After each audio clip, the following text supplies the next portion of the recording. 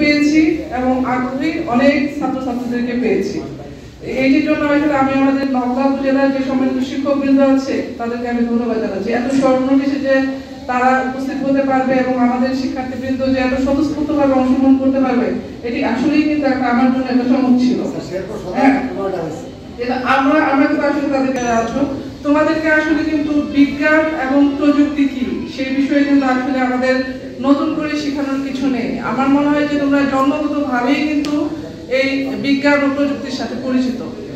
দেখো তোমরা আমাদের একেবারে বাস্তব জীবন থেকে শুরু করে তোমরা যেখানে বসে আছো এই রুম থেকে শুরু করে আমি যে ডিভাইসে কথা বলছি, এই প্রত্যেকটা জিনিসই কিন্তু বিজ্ঞানের একটা অবদান।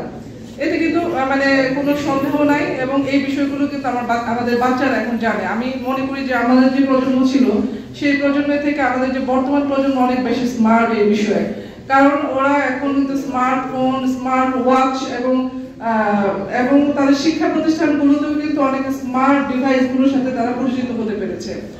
তো এখন বিষয় হচ্ছে যে তাহলে বিজ্ঞান মেলার কেন প্রয়োজন, তোমরা কিন্তু এই প্রথম কথাগুলোতেই বুঝতে পেরেছো। বিজ্ঞানে কিন্তু সারা পৃথিবী অনেক এগিয়ে গিয়েছে, তোমরা জানো সেটা।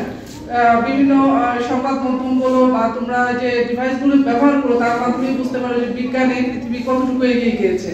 তো আমাদের যে বর্তমান সরকার একটা মানে আমরা যদি বলি যে কোনো একটা সেক্টর কিন্তু বাদ নাই যে সেক্টরে বর্তমান সরকার চিন্তা করে না।